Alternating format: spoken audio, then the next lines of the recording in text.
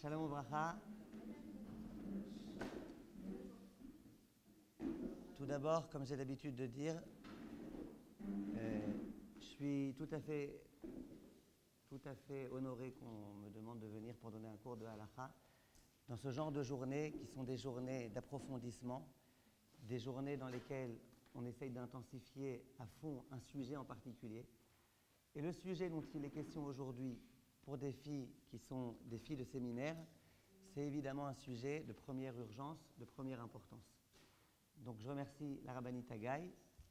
Pour les gens qui verront la caméra, on est ici dans l'un des très très bons séminaires de Jérusalem, le séminaire de la rabbinite et du Rav Haggai. J'aurais dû dire du Rav et de la rabbinite Haggai. Et le sérieux des filles qui se trouvent, pour certaines derrière la caméra, pour certaines devant la caméra, sont bien la preuve que dans ce séminaire, on enseigne beaucoup l'amour de la Torah, le respect de la Torah. Et donc, chacune d'entre vous, Baruch Hashem, vous êtes d'une prina de Talmid Chachama féminin. Et comme le Rav Dessler disait, à l'époque, on parlait de Bnei Torah. On disait que les Bachouri Yeshiva, c'était des Bnei Teiré. Il dit, dans notre génération, on a le mérite qu'il y ait aussi des Bnot Torah. Baruch Hashem, vous faites partie de celle-ci. Un jour, le Rav de Ponovitch, qui s'appelait le Rav Kahneman, le très très grand Rosh Yeshiva de la Yeshiva de Ponovitch, un jour il a dit à tous les gens qui se trouvaient dans sa ville, on va aujourd'hui faire une très très grande joie, vraiment ça va être un jour très particulier, pourquoi ? Parce qu'on va prendre tous les livres qui ont été mis à la Gniza et on va ensemble aller les mettre, les enterrer à la Gniza. Alors tout le monde est venu, le Rav a dit que c'était un très grand jour, donc tout le monde est venu, joyeux, habillé avec des vêtements de Yom Tov, et le Rav a pris la parole. Et il a dit, je vais vous dire pourquoi j'ai annoncé qu'aujourd'hui ça serait un jour particulièrement joyeux. Eh bien je vais vous dire pourquoi. Lorsque des parents ont des enfants, des petits-enfants de 5-6 ans, ils leur achètent des vêtements, ils leur achètent des chaussures, ils leur achètent tout type de choses. Et il n'y a rien qui les réjouit plus que de voir qu'au bout de quelques mois, de quelques années, eh ben, le pantalon il est trop petit, les chaussures elles sont déchirées, le vêtement c'est sali, parce que c'est bien la preuve que son enfant est tout à fait en vie, que son enfant il va, il joue, il fait des galipettes dans la gadoue. C'est bien, Baruch Hashem, c'est-à-dire qu'il est en bonne santé, son fils. Il dit, imaginez les parents qui ont eu un enfant qui était malade, qui est tout le temps cloué sur son lit d'hôpital, et qui lorsqu'il lui achète des vêtements, eh bien, les vêtements ils sont toujours comme ça, au même endroit, et ils n'ont jamais été portés, ils n'ont jamais été usés, ils n'ont jamais été abîmés. Vous imaginez bien la déception, la tristesse des parents. Dit le Rav Kahneman, lorsqu'on vient jeter maintenant, Kaviachol, enterrer des Sfarim à la Gniza, des Gemarot dans lesquels il y a des milliers de personnes qui ont étudié. Ils ont tellement étudié dans ces Gemarot qu'il y a des pages qui sont déchirées, qu'il y a des mots qui sont effacés. Eh bien, il n'y a rien de plus réjouissant que ça. Il n'y a rien de plus réjouissant aux yeux d'Akadosh Baruch Hu de voir des livres qui ont tellement été utilisés et qui maintenant sont mis à la Gniza pour qu'on achète des nouveaux livres, qui eux aussi un jour, Bezrat Hashem, seront tellement utilisés qui devront à nouveau eux aussi être mis à la Gniza. Il y a des gens qui sont des gens un petit peu maniaques. Alors leurs livres, attention, d'abord s'il y a un verre à proximité, surtout pas. Quand tu touches, d'abord tu te laves bien les mains. Attention à ne pas corner la page, il faut faire très attention. Un livre de Torah, c'est pas ça. Un livre de Torah, ça s'utilise. Un livre de Torah sur lequel il y a une trace de café. C'est la preuve que Talmid Chacham, à minuit, était fatigué, il a été se prendre un café. Un livre de Gemara, parfois on est énervé contre la Charuta, on tape dessus. On ne tape pas pour frapper le livre, Chas v'Shalom. On tape parce qu'on aime étudier la Torah et parce qu'on est heureux d'étudier la Torah. C'est la raison pour laquelle, d'une façon générale, quand on conduit des livres à la Gniza, c'est une grande joie.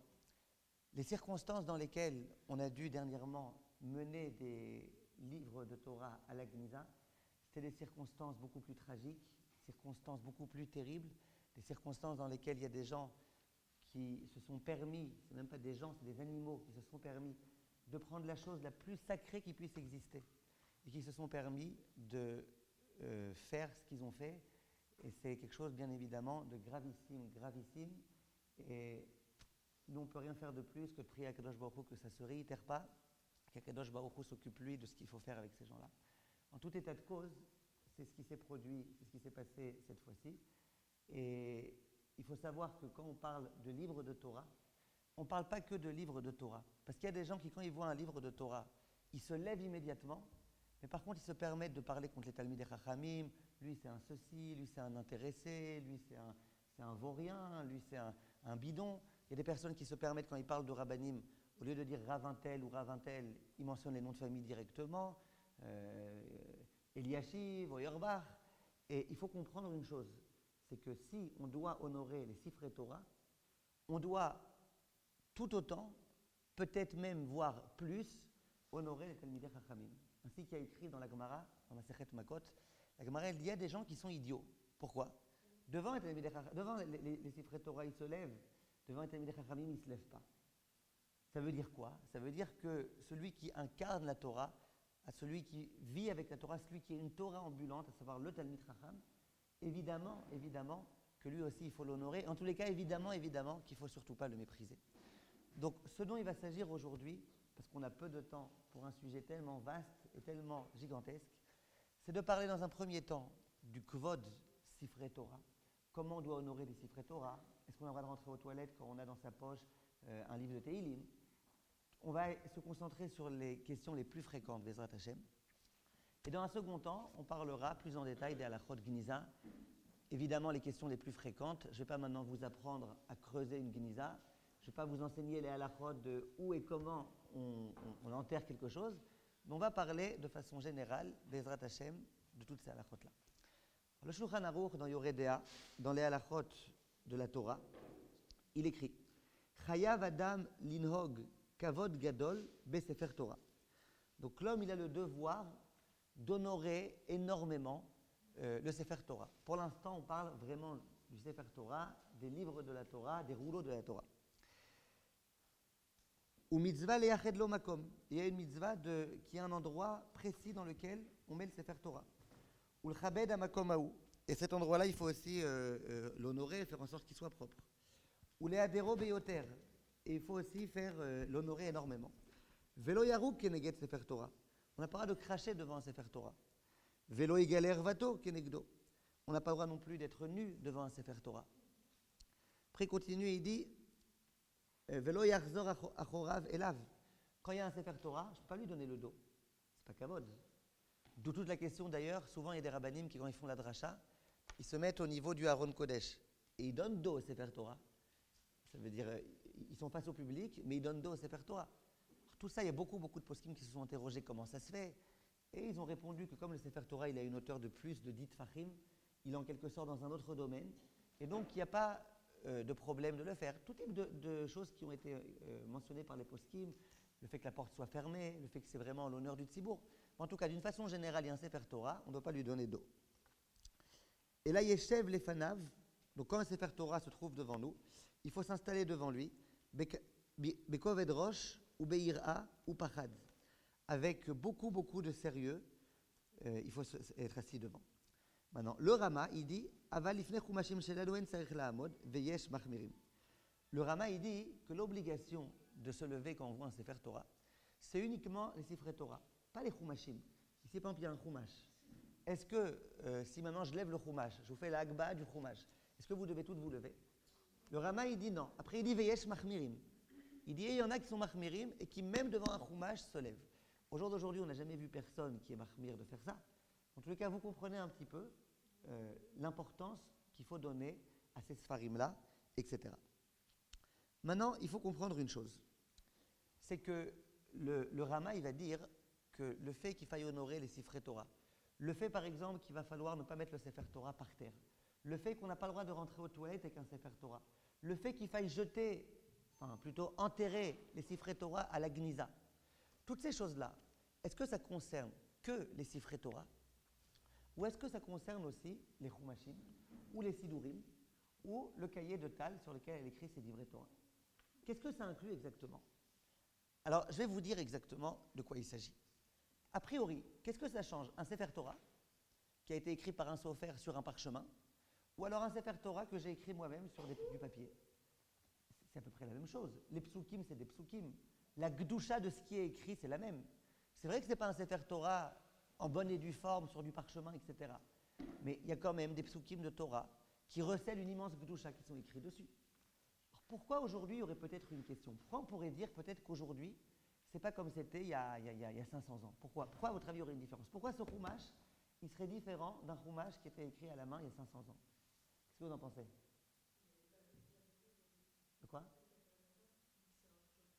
La Kavana. Ah, et donc quoi? Oh, très bien. Qu'est-ce que vous dites?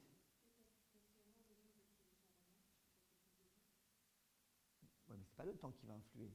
Ça change quoi le temps? S'il y a un sofer qui écrit plus vite qu'un autre, celui qui écrit plus doucement a plus de gloucha dans son sofer.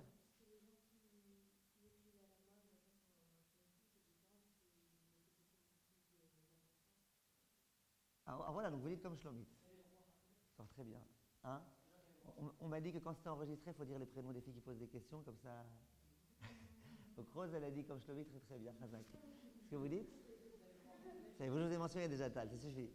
Hein? Le Sidour?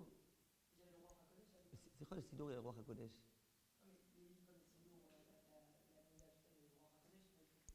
Qui est le Roi HaKodesh? Celui qui l'a écrit? Ah, la Vnektet Agdola.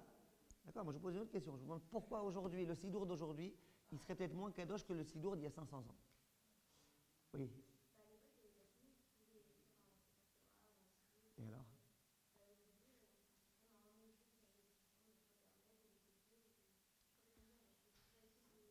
J'ai compris. J'ai compris. Ah, je vais vous dire, écoutez bien. Il y a un rave qui s'appelle le Taz, le Touré Zahav, le Taz. Le Taz, lui, c'était un des très très très grands poskim. Lui, il dit, moi je pense que tu écrives à la main ou que tu écrives avec une impression, ça change strictement rien. Parce que, qu'est-ce qu'elle a dit, Shlomi, Rose, etc. Elles ont dit, quand tu écris à la main, alors tu as écrit, ça s'appelle écrire. Donc tu as écrit, il y a en plus, très très bien, vous avez raison, la dimension de l'intention. Quand tu as écrit, tu avais l'intention d'écrire en tant que Gdusha. Donc il y a une Gdusha qui vient sur ça. Par contre, quand c'est l'impression, on aurait pu dire peut-être c'est différent. Pourquoi c'est différent? D'une certaine façon, ce n'est pas ma main qui écrit, c'est le papier qui est en contact avec, à l'époque, c'était un petit peu comme les machines à écrire, vous vous rappelez? C'était genre un louar qu'on appelle ça en hébreu, je ne sais pas comment on appelle ça en français, un tableau. Une espèce de tableau comme ça sur lequel il y avait écrit. Ce tableau, il se mettait en contact, un peu comme un tampon, il se mettait en contact avec le papier, et ça permettait d'écrire. Alors le Taz, il dit, ça change quoi? Ça change quoi que tu mettes ton stylo sur le papier ou ton papier sur le stylo? Ça change rien du tout. Le Taz, de façon formelle et explicite, il écrit que l'impression, c'est exactement comme si tu avais écrit à la main. C'est à la rigueur, si on peut s'exprimer ainsi. D'après le Taz, on aurait même le droit de faire un vrai Sefer Torah avec du parchemin et une impression. Personne ne le fait, je ne dis pas qu'il faut le faire, je ne dis pas qu'une synagogue dans laquelle on fait ça, je donnerai mon accord, surtout pas. Mais je dis le Taz, c'est son opinion à lui. Le Taz, il dit que c'est une Gdusha. Et après, il continue le Taz, et il dit des mots qu'il faut connaître. Vechol amekel, bigdushat sfarim anid pasim, atid liten et adin, ditfus ave kemo ktiba. Le Taz, il dit toute personne qui méprise les sfarim sous prétexte qu'ils ont été écrits, qu'ils ont été imprimés, atid liten et adin, ça veut dire qu'il devra régler des comptes.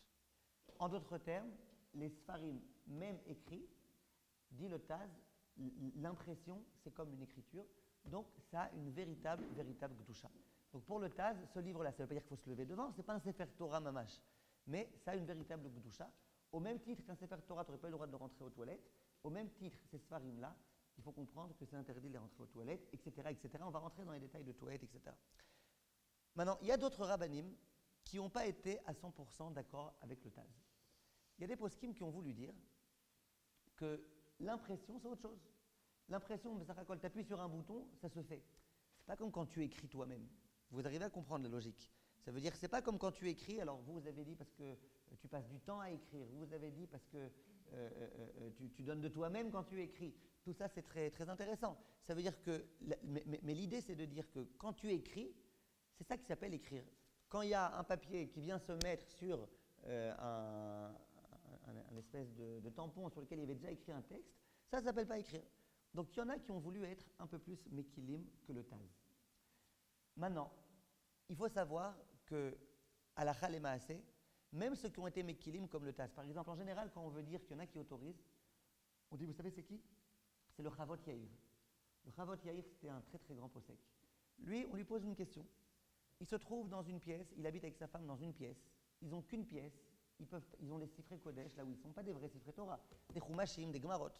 Et puis, vous savez qu'on n'a pas le droit d'avoir, je ne rentre pas dans tout le détail de la halakha, mais d'une façon générale, on n'a pas le droit d'avoir une relation conjugale dans une chambre, dans une pièce où il y a des livres, donc les livres de Kodesh. Ou alors, en tous les cas, il faut faire tout type de choses pour recouvrir les livres, etc. Mais ce n'est pas le sujet maintenant. Alors, la question qui a été posée au Chavot Yair, c'est, il y a un couple qui se trouve dans une pièce. Dans cette pièce, il y a des livres. On n'a pas où les mettre. Est-ce qu'on peut autoriser au couple d'avoir une relation conjugale? Alors là-bas, le Rav, il prend beaucoup de gants. Il dit tout ce que je vais dire, c'est ni la halacha, ni les maasé. Ça veut dire juste, j'émets des hypothèses, on dirait en français. Je ne suis pas en train de trancher la halacha. Et puis il essaye d'expliquer qu'aujourd'hui, c'est pas comme avant, parce qu'aujourd'hui, c'est l'imprimerie, et c'est pas bidio comme avant, etc. Et à la fin, il termine que dans un cas d'immense nécessité, attention, il ne dit pas stam, il dit dans un cas d'immense nécessité, on peut se reposer sur ça. C'est pour ça que de dire qu'aujourd'hui, où c'est écrit à l'imprimante, c'est autorisé, ça serait une erreur de dire ça. Maintenant, il y en a qui ont voulu dire qu'aujourd'hui, c'est encore mieux qu'avant. Vous vous rappelez des machines à écrire? Machine à écrire, tu appuyais sur un bouton, et puis tu avais quelque chose qui écrivait, vous voyez, vous aviez un petit tampon, qui écrivait la lettre sur la feuille.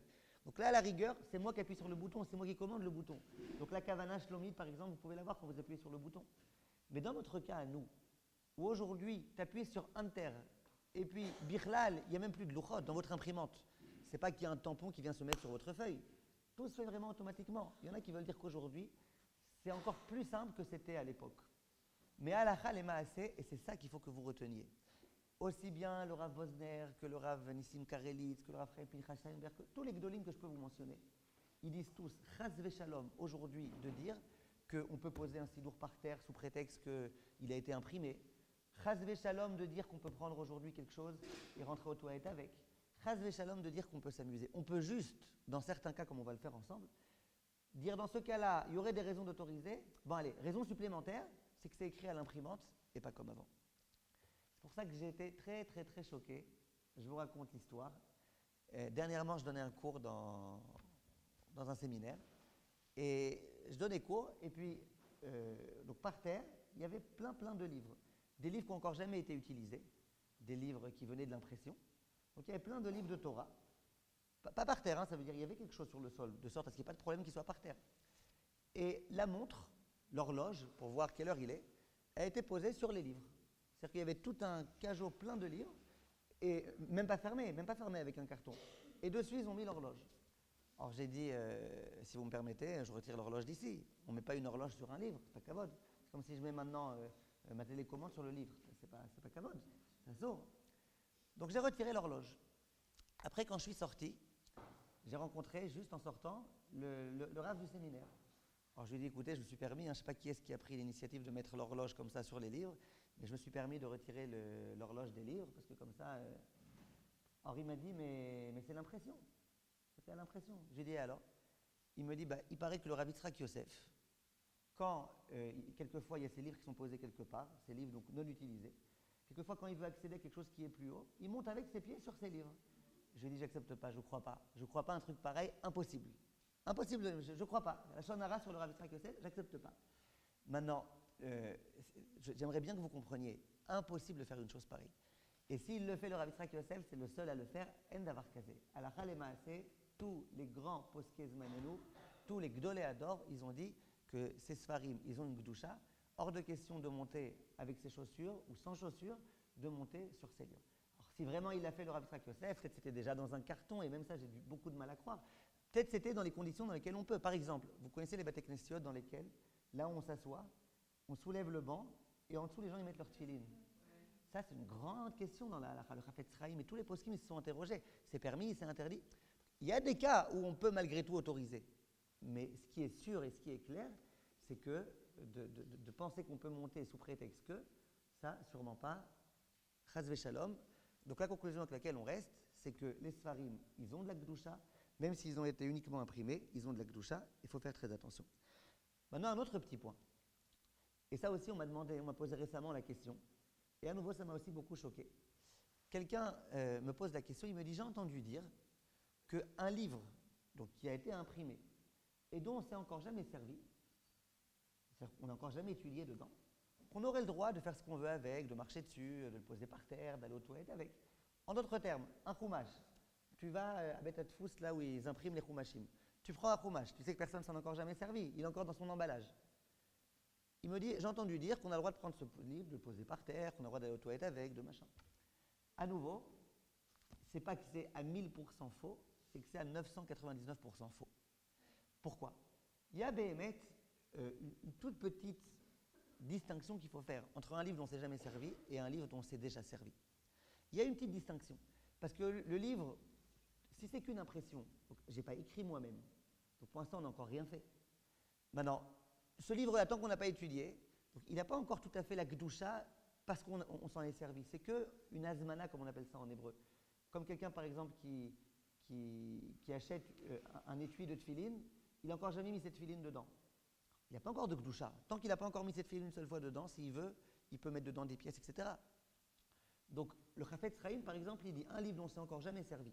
Si quelqu'un veut arracher une page pour pouvoir la photocopier, parce qu'à l'époque, on ne pouvait pas photocopier les pages visiblement sans les déchirer, il dit j'accepte. Si le livre, on s'en était déjà servi, je n'aurais pas accepté, mais maintenant qu'on ne s'en est pas encore servi, j'accepte. Donc vous voyez que le Chafetz Chaim, il dit il y a une différence entre quand on s'en est déjà servi ou pas encore servi. Mais Chazvé Shalom, d'en venir à mépriser ces livres-là, Chazvé Shalom de dire que comme ils viennent de l'emballage, on peut marcher dessus, on peut monter dessus, Chazvé Shalom, en d'avar kazé. Maintenant, où est-ce qu'on a trouvé par exemple une koula? Quand on reçoit des livres, par exemple, de l'impression, donc en général, on reçoit des grands mishtachim comme ça, des grands paquets de 500 livres. Est-ce que j'ai le droit de les poser directement par terre ou pas? Hein? Pourquoi? Alors, très bien, mais on a dit, bien qu'ils n'aient pas encore été utilisés, il y a quand même la Gdusha dedans, il y a écrit des choses. Alors c'est un peu compliqué parce qu'il y en a beaucoup. Alors comment on fait dans ce genre de cas? Alors il y a des poskim, tels que le Rav Chaim Kanievski par exemple, et j'ai même vu une photo, il y a une photo très belle des livres du Rav Chaim Kanievski, c'est qu'il écrit beaucoup de livres, le Rav Chaim Kanievski. On voit ces livres, ils sont posés sur quelque chose, sur un espèce, vous savez, les petits cajots là sur lesquels on pose des choses. C'est des petits cajots qui mesurent 10 cm de hauteur, un tefar. Le Rav Chaim Kanievski, lui, ces livres, bien qu'ils n'ont encore jamais été utilisés, bien qu'ils ont été imprimés avec une impression, il les pose, c'est-à-dire tous les livres, ils sont à une hauteur du sol d'un tefar. Ça veut dire qu'il y a un petit cajot comme ça de un tefar, et les livres, ils sont au-dessus. Maintenant, sur ça, il y a des poskim, des grands poskim, le Rav Eliashiv par exemple, qui dit, écoute, si ils n'ont encore jamais été utilisés, tu peux les poser, pas par terre directement, attention, mais tu mets juste une feuille de papier ou quelque chose, juste qu'ils ne soient pas posés directement sur le sol. Vous comprenez ce que je veux dire? Si ça avait été des livres dont je m'étais déjà utilisé, tu n'as pas le droit de les poser sur le sol, même si tu mets une petite feuille entre le sol et le livre. Il faudrait au moins un tefar, au moins quelque chose d'une hauteur de 10 cm, 8 cm, 9 cm. Mais si jamais c'est des livres qui n'ont encore jamais été utilisés, là, on peut être méquel de les poser directement sur le sol, juste avec quelque chose qui fait interruption, comme une feuille de papier, ou comme quelque chose, une serviette, ou quelque chose, un morceau de carton, quelque chose comme ça. Oui. De quoi? C'est pour ça que, vous avez raison, c'est pour ça que je vous dis à Naël que les poskim ils disent que c'est juste une toute petite différence qu'il y a entre utilisé et pas utilisé. Mais la Gdusha, par exemple, c'est quoi la différence entre un étui de tefillin dans lequel j'ai jamais mis mes tefillin et entre un sefer? C'est que dans l'étui de tefillin, il n'y a pas le nom d'Hachem. Donc qu'est-ce qui va donner le nom d'Hachem? Qu'est-ce qui va donner la Gdusha? C'est le fait que je vais m'en servir pour les tefillin. Tant que tu n'en ai pas servi, tu n'as rien fait. Mais là où il y a vraiment dedans le nom d'Hachem, vous avez raison, je suis d'accord avec vous, Naël. C'est pour ça que les poskim, ils n'acceptent pas tellement ça. Cette histoire de faire des grandes distinctions entre un sefer dont on ne s'est jamais servi et des sefarim dont on s'est déjà servi.